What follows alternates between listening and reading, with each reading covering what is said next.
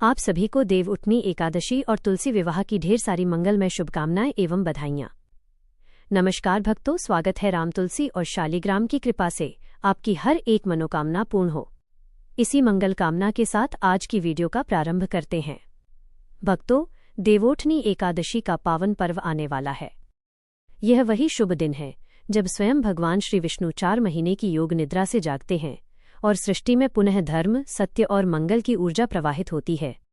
इस दिन से विवाह, मांगलिक कार्य, गृह प्रवेश और शुभ कार्यों की शुरुआत करना अत्यंत फलदायी माना जाता है। देवउठनी एकादशी का व्रत रखने से जीवन की समस्त बाधाएं दूर होती हैं, धन समृद्धि की प्राप्ति होती है और घर में सुख शांति का वास होता है।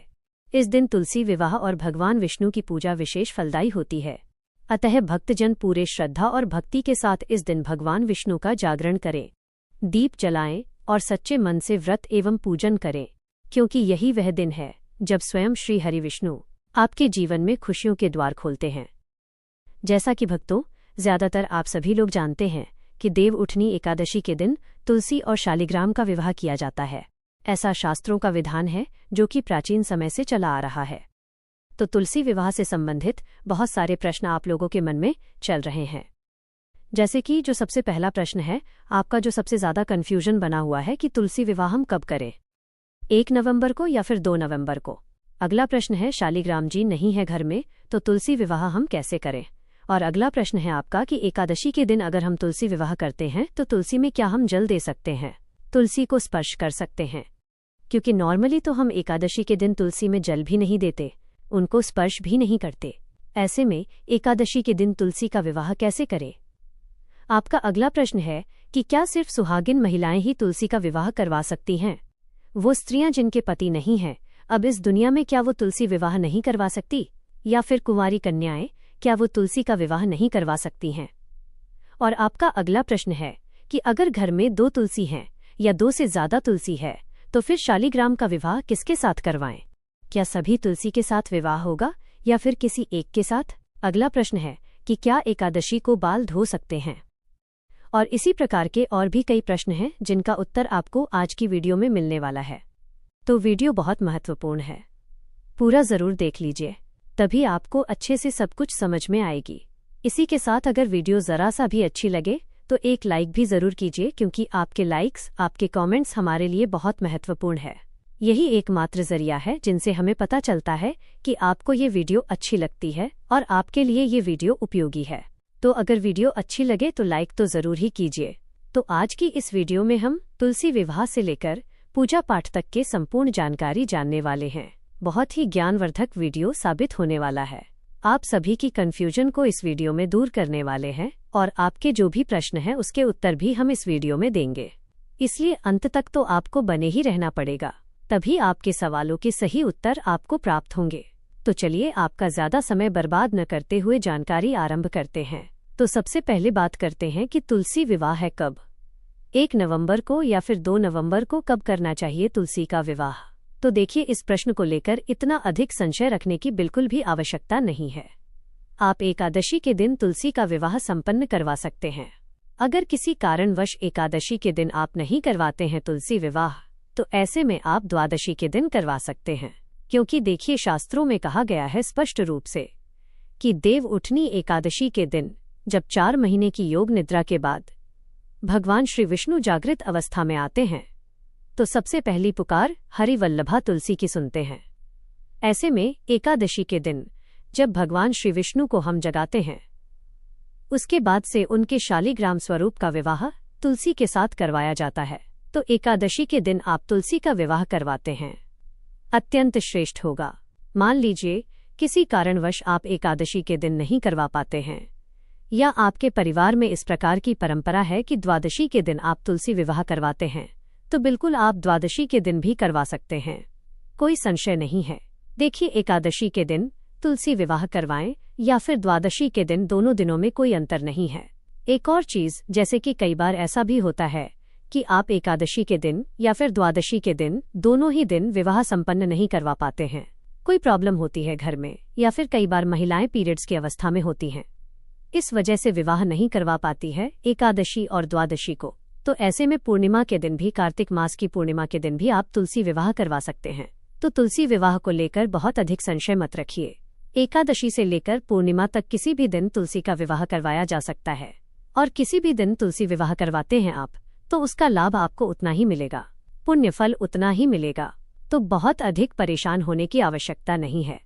आप लोगों को जिस दिन भी सुविधा हो उसी दिन तुलसी विवाह कर लीजिए। अच्छा, कई प्रश्न इस प्रकार से आए हैं कि हमारे घर में तुलसी का विवाह नहीं होता है, नहीं करवाया जाता है, तो हम किस प्रकार से करें? क्या सिर्फ पूजा कर सकते हैं, या फिर सिर्फ सुहाग की सामग्री माँ तुलसी को अर्पित कर सकते हैं, या लड्डू गोपाल या शालिग्राम के साथ तुलसी की पूजा कर लें? फेरे न करवाएं तो चलेगा क्या? हाँ जी, बिल्कुल चलेगा। आपके यहाँ जिस भी प्रकार से परंपरा है उसके अनुसार आप नियम पालन कर सकते हैं। तुलसी विवाह नहीं करवाते हैं तो भी कोई परेशानी नहीं है। तुलसी को सुहाग की सामग्री चढ़ा दीजिए, भी आपके पास उपलब्ध हो, शालिग्राम जी हो या फिर लड्डू गोपाल जी हो, तो दोनों को एक साथ रखकर पूजा कर लीजिए। या फिर आप अकेले तुलसी की भी पूजा कर सकते हैं। जरूरी नहीं है कि शालिग्राम रखकर ही पूजा करेंगे। अगर आप सिर्फ तुलसी की पूजा भी करते हैं, तुलसी को सुहाग की सामग्री अर्पित करते हैं, तो भी आपके लिए श्रेष्ठ ही होगा। तो बहुत अधिक परेशान नहीं होना है। बस तुलसी की पूजा आज करना अत्यंत आवश्यक है, विशेष रूप से। अब जैसे अगला प्रश्न है कि अगर हम एकादशी के दिन ही तुलसी विवाह करते हैं तो क्या तुलसी में जल दे सकते हैं या तुलसी को छू सकते हैं? और जैसे कहा जाता है कि एकादशी के दिन तुलसी का व्रत होता है, तो हम तुलसी को भोग कैसे लगा सकते हैं? देखिए, जब भी कोई विशेष रस्म होती है, जैसे कि जब भी कोई विशेष दिन होता है, तो उस दिन बहुत सारी चीजें ऐसी होती हैं जिनका पालन हम नहीं करते हैं, और बहुत सारी नई चीजें होती हैं जिनका पालन हम करते हैं। मतलब कई प्रकार के नियम खंडन कर दिए जाते। जब भी कोई विशेष रस्म या विशेष दिन होता है और ये आप कोई अपनी तरफ से नहीं कर रहे हैं, जिस प्रकार से शास्त्रों में कहा गया है आप उसी नियम का पालन कर रहे हैं, तो शास्त्रों में ही कहा गया है कि तुलसी का विवाह देव उठनी एकादशी के दिन करना चाहिए, तो आप तुलसी में जल भी दे सकते हैं, तुलसी को स्पर्श भी कर सकते हैं और तुलसी को भोग भी लगा सकते हैं। लेकिन अगर आप एकादशी के दिन विवाह नहीं कर रहे हैं, द्वादशी के दिन कर रहे हैं, तब आपको तुलसी में ना तो जल देना है, ना ही आपको भोग लगाना है। मतलब तब आपको विशेष रूप से तुलसी की पूजा एकादशी के दिन नहीं करना है। जिस प्रकार से आप हर बार करते हैं उसी प्रकार से कीजिए। अब आपका अगला प्रश्न है कि शालिग्राम नहीं है तो हम तुलसी विवाह कैसे करवाएं? देखिए, शालिग्राम जी नहीं है आपके पास तो परेशान होने की आवश्यकता नहीं है। भगवान श्री विष्णु का कोई भी स्वरूप आपके पास है, कोई फोटो है, कोई चित्र है, तो उनके साथ भी तुलसी विवाह करवा सकते हैं। जैसे कि आपके पास लड्डू गोपाल जी हैं, तो उनके साथ भी तुलसी विवाह आप करवा सकते हैं। भगवान श्री कृष्ण की कोई फोटो है या कोई मूर्ति है, तो उनके साथ भी तुलसी विवाह करवा सकते हैं। बस एक चीज का आपको ध्यान रखना है कि जब आप भगवान श्री विष्णु की फोटो रखते हैं या फिर मूर्ति रखते हैं, तो उनके साथ माँ लक्ष्मी नहीं होनी चाहिए। या फिर अगर आप कृष्ण भगवान की मूर्ति के साथ या फोटो के साथ विवाह करवा रहे हैं, तो उसमें राधा रानी नहीं होनी चाहिए। मतलब जो भी आप फोटो या मूर्ति ले, उसमें भगवान श्री विष्णु अकेले हो, इस बात का आपको ध्यान रखना है। आपका अगला प्रश्न है कि क्या एकादशी के दिन हम बाल धो सकते हैं? देखिए, एकादशी के दिन बाल नहीं धोना चाहिए। जैसे कि दशमी तिथि के दिन जो हम नियम पालन करते हैं शुद्धता का, सात्विकता का, तो उसी दिन हम धो लेते हैं और शुद्ध और सात्विक भोजन लेते हैं, तो एक दिन पहले ही बाल धो लीजिए। आप एकादशी के दिन क्या कर सकते हैं? अपने सिर से पानी डालकर नहा सकते हैं। मतलब जैसे गंगाजल से हम स्नान करते हैं, तो गंगाजल मिश्रित जल से सिर पर पानी डालकर स्नान कर सकते हैं। शैम्पू मत कीजिए। और आपका अगला प्रश्न है कि अगर घर में 2 तुलसी हैं या 2 से अधिक तुलसी हैं, तो क्या सभी तुलसी का विवाह शालिग्राम के साथ करवाया जाएगा या फिर किसी एक तुलसी का? तो देखिए, वैसे आप चाहे तो किसी एक तुलसी का विवाह भी शालिग्राम के साथ करवा सकते हैं। जो भी मुख्य तुलसी आपके घर में है, उसी का विवाह आप चाहे तो शालिग्राम के साथ करवा सकते हैं। बाकी तुलसी की नॉर्मल पूजा कर सकते हैं। लेकिन आप ऐसा भी कर सकते हैं कि एक ही स्थान पर सारी तुलसी रख दीजिए, जितनी भी आपके पास तुलसी है, और वहीं पर शालिग्राम को भी रख दीजिए। फिर एक साथ सबकी पूजा कर लीजिए। सबका विवाह एक साथ ही संपन्न हो जाएगा। बहुत अधिक संशय नहीं करना है। सबको धूप, दीप और पुष्प इत्यादि अर्पित करना है। सब में तिलक करना है, सबको सिंदूर लगाना है और सबके साथ शालिग्राम का गठबंधन करना है।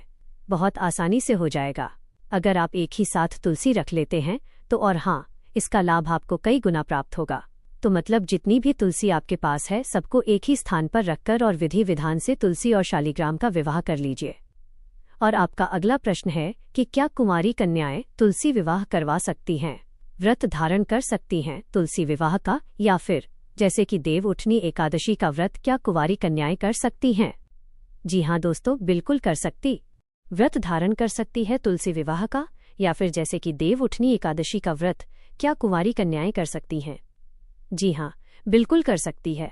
एकादशी का व्रत शास्त्रों के अनुसार 8 वर्ष की उम्र के बाद कोई भी कर सकता है। मतलब 8 वर्ष का 2 बच्चा भी अगर आपके घर में है और आप चाहे 5, तो उसे एकादशी का व्रत धारण करवा सकते हैं। तो एकादशी का व्रत कोई भी कर सकता है। बात करें तुलसी विवाह की, तो तुलसी भी विवाह भी कुंवारी कन्याएं करवा सकती हैं, कोई दिक्कत नहीं है। और अब जैसे कि 7 कुंवारी कन्याओं के प्रश्न आते हैं कि क्या हम भी उसी विधि से तुलसी विवाह 2 करवाएंगे?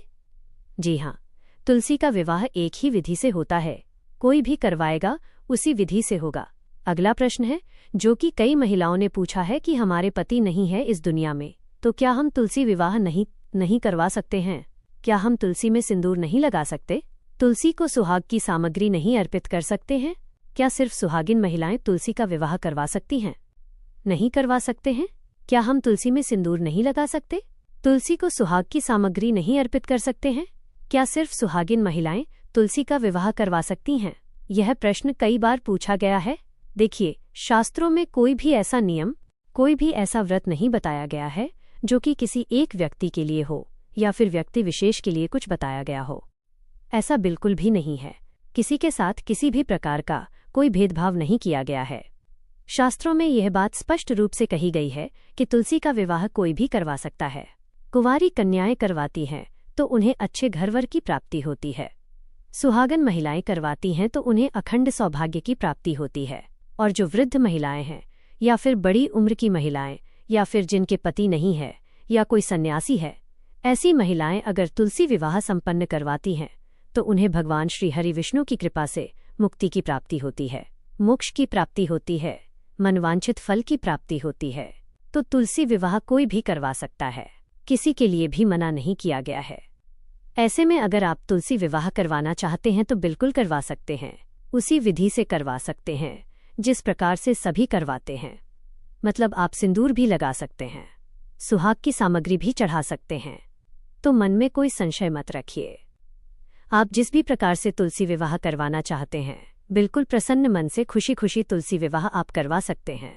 और आपका अगला प्रश्न है कि तुलसी विवाह जो हम करवाते हैं, तो तुलसी के विवाह के समय जो हम सुहाग की सामग्री अर्पित करते हैं, उन सामग्रियों का क्या करें? देखिए, तुलसी विवाह में जो भी सामग्री आप अर्पित करते हैं सुहाग की, उन सामग्रियों में से कुछ सामग्री का प्रयोग आप स्वयं कर सकते हैं, कुछ चीजें आप दान भी कर सकते हैं, जैसे कि किसी ब्राह्मण स्त्री को, या फिर आप चाहें तो किसी सुहागन स्त्री को घर में भी दान कर सकते हैं। और आपका अगला प्रश्न है कि तुलसी विवाह करते समय तुलसी को किन चीजों का भोग हम लगा सकते हैं? अगर हम एकादशी के दिन करते हैं तब किस चीज का भोग लगाएं, और अगर हम द्वादशी के दिन करते हैं फिर किस चीज का भोग हमें लगाना चाहिए?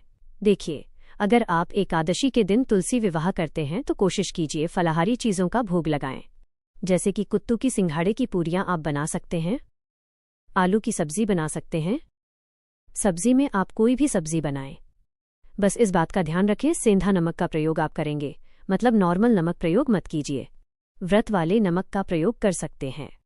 इसी प्रकार से व्रत वाले जो आटा होता है उनका क्या कर सकते हैं? फलों का भोग लगा सकते हैं, या फिर दूध से बनी हुई मिठाइयों का भोग लगा सकते हैं। मतलब अगर आप एकादशी के दिन तुलसी विवाह करते हैं तो फलाहारी चीजों का भोग लगाएंगे, और अगर आप द्वादशी के दिन तुलसी विवाह करवाते हैं तो फिर तो आप शुद्ध और सात्विक भोजन बनाकर भी तुलसी विवाह में भोग स्वरूप अर्पित कर सकते हैं।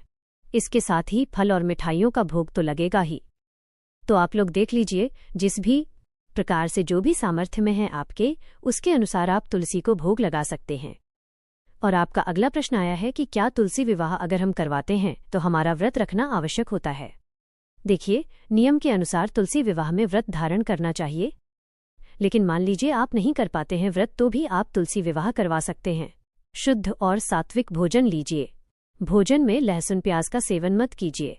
मतलब दिन में आप भोजन कर सकते हैं, शाम के समय आप तुलसी विवाह करवा सकते हैं।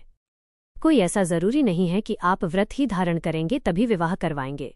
और अगला प्रश्न है कि अगर हम एकादशी के दिन व्रत धारण कर रहे हैं और विवाह हम द्वादशी को करवाते हैं, तो क्या हम एकादशी व्रत का पारण सुबह कर सकते हैं? जी हाँ, बिल्कुल कर सकते हैं। शुभ मुहूर्त में आप एकादशी व्रत का पारण कर लीजिए, फिर आप तुलसी विवाह करवा सकते हैं। एक और काम आप कर सकते हैं, अगर आप द्वादशी को भी व्रत धारण करना चाहते हैं, मतलब तुलसी विवाह का व्रत भी धारण करना चाहते हैं, तो बिल्कुल आप एकादशी और द्वादशी दोनों दिन व्रत कर सकते हैं। लेकिन एकादशी व्रत का पारण आपको शुभ मुहूर्त में जरूर करना है। तो कैसे करेंगे आप पारण? आप क्या करेंगे? आप थोड़ा सा तुलसी पत्ता और गंगाजल लेकर या फिर भगवान श्री विष्णु का चरणामृत लेकर अपना व्रत खोल सकते हैं। फिर द्वादशी के दिन भी तुलसी विवाह का व्रत धारण कर सकते हैं। लेकिन ये पूरी तरह से आपकी अपनी इच्छा पर निर्भर करता है। यह कोई आवश्यक नियम नहीं है। आपकी पूरी तरह से अपनी इच्छा जैसी भी है उसके अनुसार आप नियम पालन कर सकते हैं। भक्तों, अब जान लीजिए देवोठनी एकादशी कब है। वैदिक पंचांग के अनुसार कार्तिक माह के शुक्ल पक्ष की एकादशी तिथि का प्रारंभ 1 नवंबर 2025 को प्रातः 9:1 से एकादशी तिथि का समापन 2 नवंबर 2025 को प्रातः 7:31 पर होगा। क्योंकि सूर्योदय के समय एकादशी तिथि विद्यमान रहेगी, इसलिए व्रत पूजा इस समय पूजा संकल्प, तुलसी विवाह, दीपदान और हरिनाम संकीर्तन करना अत्यंत शुभ फलदायी होता है। दशमी तिथि की जानकारी। व्रत की तैयारी। व्रत के एक दिन पूर्व यानी 1 नवंबर 2025 शनिवार को दशमी तिथि रहेगी। यह तिथि प्रातः 9 बजे तक रहेगी। दशमी के दिन शाम से ही लहसुन, प्याज, मांसाहार, मदरा, चावल, मसूर दाल आदि का त्याग करें। केवल एक समय सात्विक भोजन करें और मन, वाणी, कर्म से संयम रखें। यही दशमी से प्रारंभ हुआ नियम आपको व्रत में पूर्ण सफलता देता है। व्रत पारण। व्रत खोलने का मुहूर्त। देवठनी एकादशी का व्रत द्वादशी तिथि में खोला जाता है। इस वर्ष द्वादशी तिथि 3 नवंबर 2025 सोमवार को रहेगी। पारण का शुभ समय सुबह 3:30 से 9:30 बजे तक उत्तम रहेगा। इस समय तुलसी दल से भगवान विष्णु का जला अभिषेक करें, प्रसाद अर्पित करें, ब्राह्मण या किसी जरूरतमंद को दान दें और फिर व्रत खोलें। देवठनी एकादशी की पूजा विधि बहुत ही सरल और पवित्र मानी जाती है। इस दिन प्रातः ब्रह्म मुहूर्त में उठकर स्नान कर लें और घर के मंदिर या पूजा स्थान को स्वच्छ करें। इसके बाद भगवान विष्णु और तुलसी माता की मूर्ति या चित्र को साफ जल से स्नान कराकर पीले वस्त्र पहनाएं। पूजा स्थान पर दीपक जलाएं, फूल, धूप, अक्षत, रोली, चंदन और नैवेद्य अर्पित करें। भगवान विष्णु को तुलसी दल और शुद्ध जल चढ़ाते हुए ओम नमो भगवते वासुदेवाय मंत्र का जाप करें। फिर शंख घंटी बजाकर भगवान को जगाने के लिए यह मंत्र बोलें। ओम सुप्त जगन्नाथे जगत सुप्तम भव्यदिम उद्धृत्य त जगन्नाथ पुनर्जागरणम कुरु। इससे भगवान विष्णु की योग निद्रा समाप्त मानी जाती है। इसके बाद तुलसी माता और शालिग्राम भगवान का प्रतीकात्मक विवाह करें, मंगल गीत गाएं, आरती करें और भगवान से परिवार की सुख शांति, धन समृद्धि और मोक्ष की कामना करें। व्रती दिन भर उपवास रखें, संध्या समय फिर आरती पूजन करें और अगले दिन द्वादशी के शुभ मुहूर्त में व्रत का पारण करें। भक्तों, देवोठनी एकादशी और तुलसी विवाह का यह पावन पर्व भक्ति, प्रेम और शुभता का संगम है। इस दिन भगवान श्री विष्णु और माता तुलसी का दिव्य मिलन होता है, जो संसार को ये संदेश देता है कि सच्ची श्रद्धा और निष्ठा से किया गया हर कार्य ईश्वर तक अवश्य पहुंचता है। आज के दिन आपने भी तुलसी विवाह का यह पावन अनुष्ठान बड़ी श्रद्धा से संपन्न किया है। निश्चय ही आपके जीवन में भगवान श्री हरि की कृपा और माता तुलसी का आशीर्वाद सदा बना रहेगा। इस शुभ अवसर पर आप सबसे निवेदन है कि अपने घरों में सदैव तुलसी रहती है। वहां पाप, रोग और दरिद्रता का प्रवेश नहीं होता। अगर आपको यह पावन जानकारी पसंद आई हो तो वीडियो को लाइक करें, चैनल को सब्सक्राइब करें और कमेंट बॉक्स में जय श्री हरि, जय तुलसी माता अवश्य लिखें। मिलते हैं अगले शुभ पर्व की दिव्य जानकारी के साथ। तब तक के लिए जय श्री विष्णु, जय तुलसी माता।